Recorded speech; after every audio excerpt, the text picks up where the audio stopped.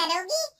घर के कुछ नियम है जो तुम्हें भी मानने पड़ेंगे। हाँ मम्मी, मुझे रीति रिवाज से कोई दिक्कत नहीं है, पर ऐसे नियम जिनका कोई मतलब ना बने वो तो गलत है। हाय देखो तो, अरे घर आए एक दिन पूरा नहीं हुआ और सास से जुबान लड़ाना भी शुरू। नहीं हो बहू हो, अपनी हद में रहना सीख लो। हाँ इतने में विकास भी वहां आ जाता है। माँ, मुझे लगता है शिल्पा को घर रहने की जगह दुकान चलना चाहिए। इसकी नई चीजों की समझ और सोच हमारे बिजनेस के लिए बहुत अच्छी रहेगी। बेटे की बात सुनकर माँ को बहुत गुस्सा आ जाता है। अच्छा, अरे बीवी के आते ही तेरे तो सुर बदल गए। अगर ये दुकान जाने लगी तो गांव में क्या इज्जत रह जाएगी हमारी है? लोग क्या कहेंगे? ये कहीं नहीं जाएंगे बस। हाँ माँ के आगे और कुछ बोले बिना विकास वहां से चला जाता है और सास शिल्पा को घर के कामों में लगा देती है। उसी रात विकास और शिल्पा साथ बैठकर बातें कर रहे होते हैं। मम्मी ऐसा क्यों सोचती हैं कि औरतें कुछ नहीं कर सकती और उन्हें लोगों की इतनी चिंता क्यों है? पापा की डेथ के बाद माँ ने दुकान संभालने की कोशिश की थी, पर लोगों ने उल्टी सीधी बातें सुनाकर उनका आत्मविश्वास इतना गिरा दिया कि वो कुछ कर ही नहीं पाई और सोचने लगी कि शायद औरतें ये सब कर ही नहीं सकती, इसलिए उनसे भी नहीं हुआ।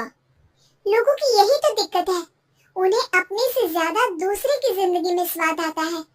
वैसे लोग जिनसे डरते हैं ना, उन्हें ही तोड़ने की कोशिश करते हैं।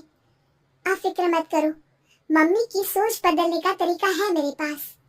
और अगले ही दिन से शिल्पा अपनी सास की सोच बदलने और लोग क्या कहेंगे के डर को खत्म करने की जद्दोजहद में जुट जाती है। मम्मी आपको पता है, गीता बबीता, अरे जिनके ऊपर दंगल फिल्म भी बनी है। मैं फिल्म में नहीं देखती। हाँ वो हरियाणा की लड़कियां हैं, दोनों रेसलर हैं। उन्होंने जब ये शुरू किया था ना, तो लोगों ने बहुत बातें बनाई, बुरा भला बोला, मजाक भी बनाया, लेकिन उन्होंने ना किसी की सुनी, ना अपने ऊपर से विश्वास खोया और ना ही हार मानी। और देखो आज किस मुकाम पर है। अरे तो ये सब मुझे क्यों सुना रही है? हाँ नहीं बस ऐसे ही, हमें अपने आसपास की खबरें तो रखनी चाहिए ना। ऐसा कहकर शिल्पा अपनी सास को सोच में डालकर वहां से चली जाती है। अब शिल्पा हर दिन दुनिया के अगेंस्ट अपनी हिम्मत से सक्सेसफुल बनने वाली लड़कियों की कहानी अपनी सास को सुनाने लगती है। इसी तरह कुछ समय बीत जाता है। और माँ, आजकल बहुत चुप चुप रहती हो, सब ठीक तो है ना? बस कुछ सोचती रहती हैं, इसीलिए ज्यादा बोल नहीं पाती। ऐसा क्यों माँ, कोई दिक्कत है क्या? अरे तेरी पत्नी ही दिक्कत है। हैं? मैंने क्या किया?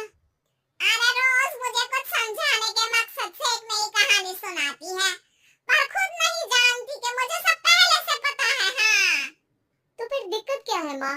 लोग क्या कहेंगे? अरे उनका तो काम ही है कुछ ना कुछ कहना। आप ये सोचो कि उन्हें नजरअंदाज करके हम साथ मिलकर किस ऊंचाई पर पहुंच सकते हैं। बेटे और बहू की बातों से सोच में पड़ी माँ वहां से चली जाती है। अगली सुबह सबसे पहले तैयार सास आवाज लगाकर बेटी और बहू को बुलाने लगती है। अरे कहाँ सोते पड़े हो दोनों? किसी को घर में कोई काम नहीं है क्या? हाँ सास की आवाज सुन शिल्पा भागती हुई कमरे से बाहर निकल आती है, जिसके पीछे विकास भी बाहर आ जाता है। मम्मी आप इतनी सुबह तैयार होकर कहाँ जा रही हैं? अरे किसी नई शुरुआत से पहले भगवान का आशीर्वाद बनता है या नहीं? मैं सीधा दुकान जाऊंगी, तुम काम निपटा कर आ जाना है। सास की बात सुन शिल्पा और विकास खुशी से फूले नहीं समाते। ये हुई ना मेरी माँ वाली बात। पूरा परिवार मिलकर दुकान पर काम करने लगता है, जिसमें विकास और उसकी माँ दुकान संभालते हैं, तो शिल्पा काम को ऑनलाइन डाल शहर और इंटरनेट का काम संभालने लगती है, जिसे देख गांव में लोगों के बीच गॉसिप शुरू होते देर नहीं लगती। और अब क्या विकास भाई, अकेले काम संभल नहीं रहा था तो नौकर रख लेते, और तो कोई यहाँ लाने की क्या जरूरत थी? इन्हें घर में जो काम बोलो वो तो सही से करती नहीं, यहाँ आकर तो तुम्हें डुबा ही देंगे। अरे भाई साहब, अगर